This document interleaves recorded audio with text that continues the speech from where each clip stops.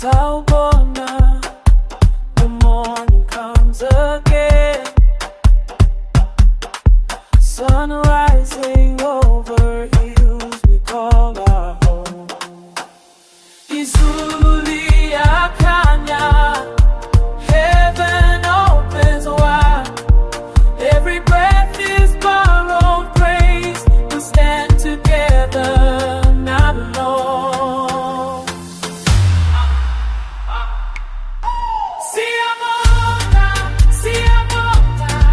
For the ground beneath our feet. For the hearts that still can beat. Teach where to we lift our voice. In the struggle we rejoice. Life is sweet, life is sweet. Walk through fire, walk through rain. Our mothers carry more than pain. They sang us forward. Okay, let's jump in. It is Thursday, January 29, 2026. And today, we're doing a deep dive into something a little different. Yeah, this is great. We're looking at a really powerful audio overview from a community quiet time that happened earlier today. And the source material is just incredibly rich. Yeah. We're getting into Luke chapter 7, but through this very specific lens of grace and truth. It's a fantastic frame, and they grounded the whole discussion in John 1.14.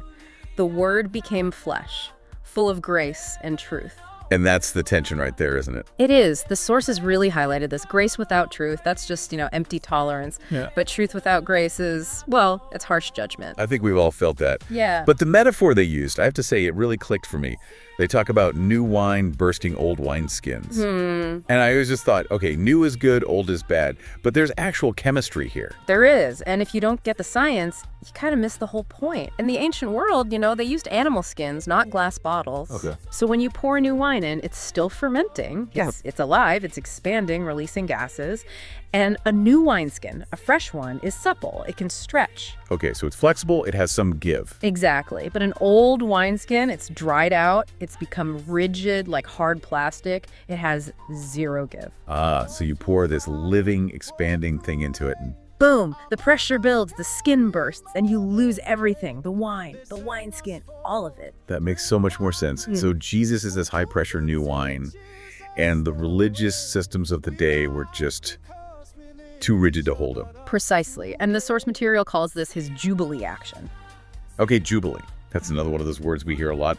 What does it actually mean in this context? Well, historically, Jubilee was this massive reset button for Israel. Debts canceled, slaves freed, land returned. It was total liberation. So Jesus is basically hitting that reset button for people's lives. In real time. And in Luke 7, we see 4 distinct movements where this new wine of liberation just smashes into the old, rigid structures. I love that. 4 movements. Let's get into the first one. The Centurion.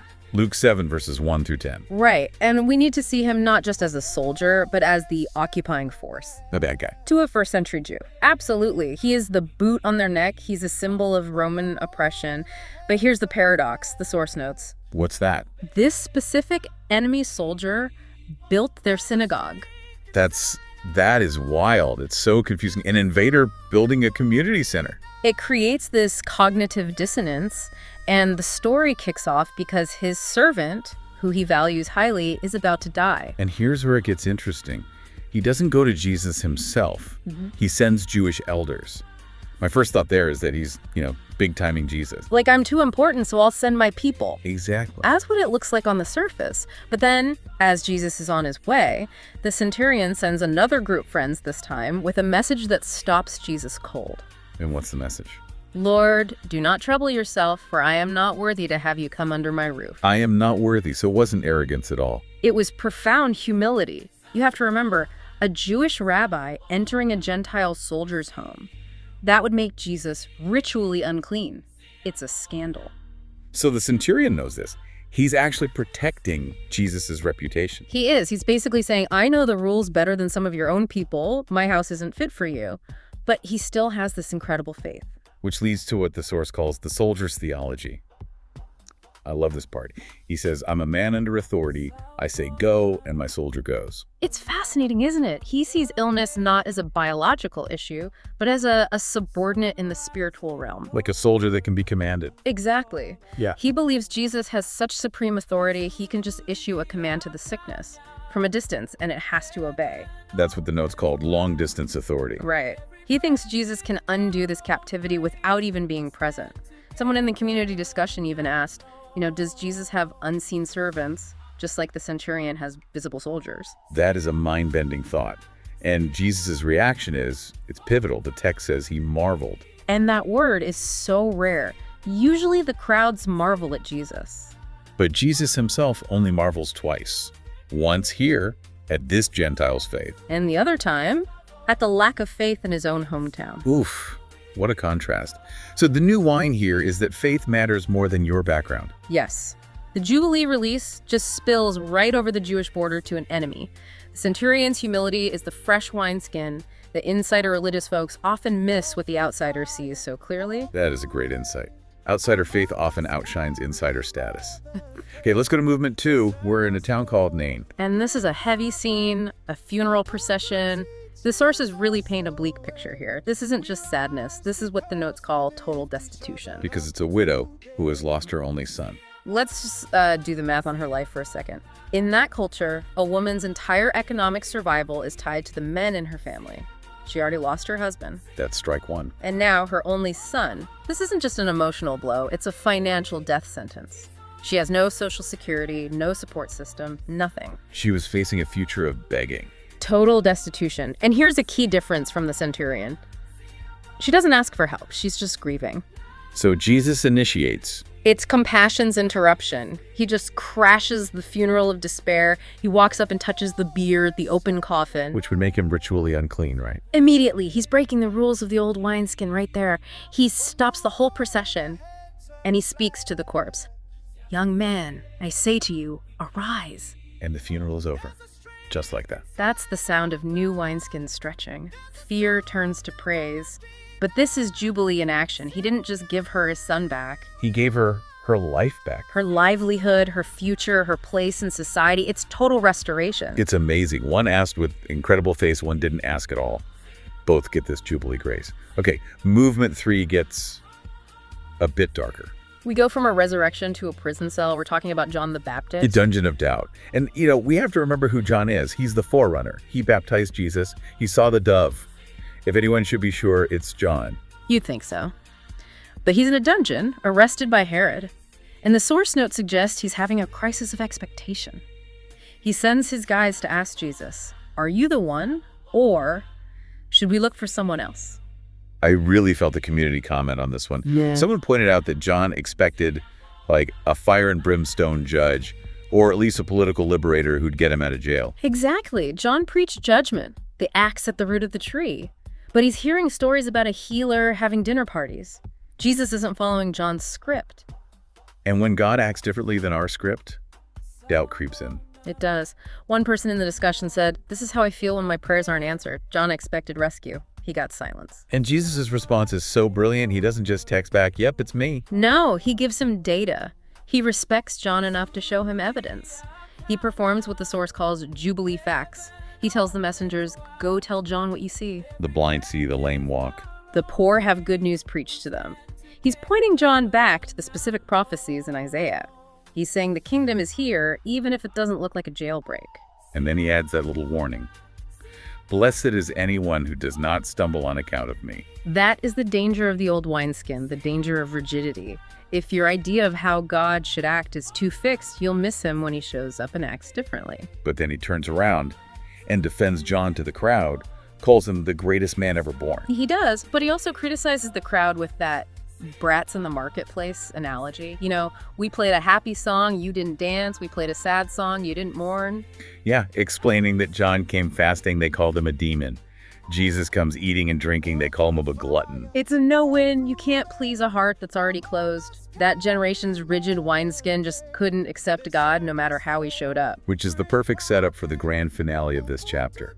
Movement 4, the collision at Simon's house. This is where it all comes together. Grace, judgment, debt, religion. It all collides. So we have Simon the Pharisee and this woman, known only as a sinner. And we have to picture the scene. They're reclining on couches, feet stretched out behind them.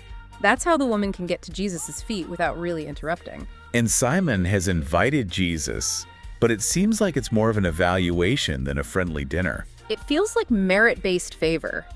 He's testing him.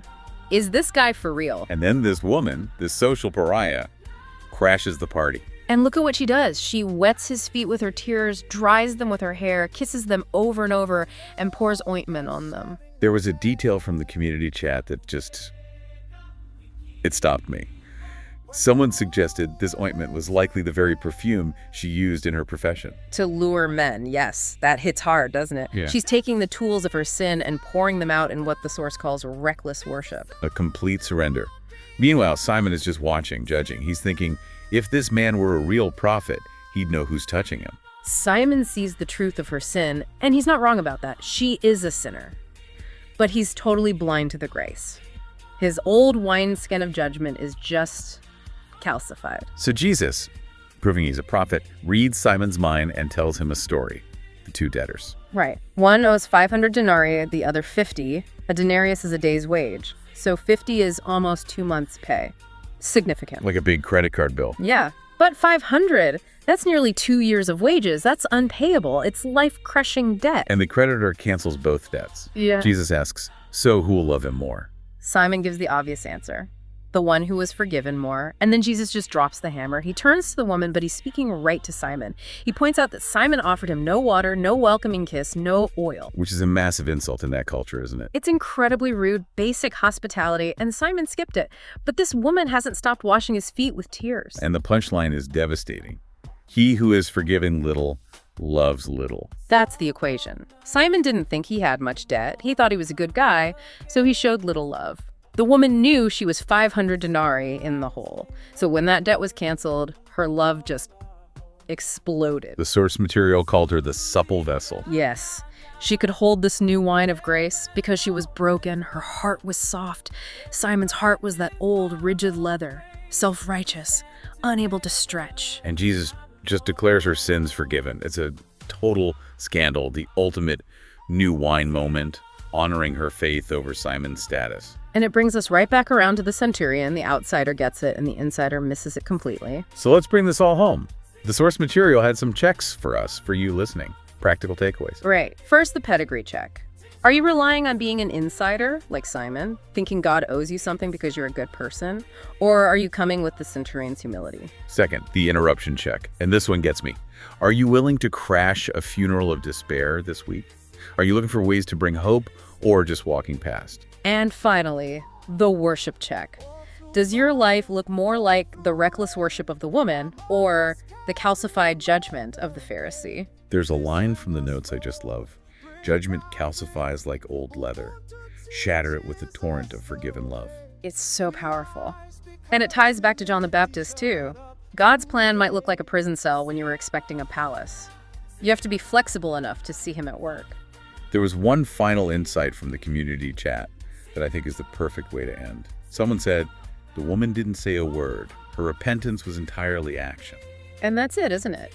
It reminds us that Jesus is a person, not a genie. He notices how we treat him.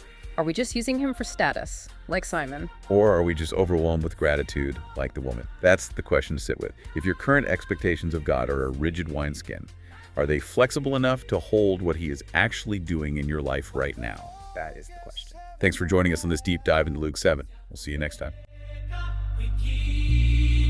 When the road ahead turns black,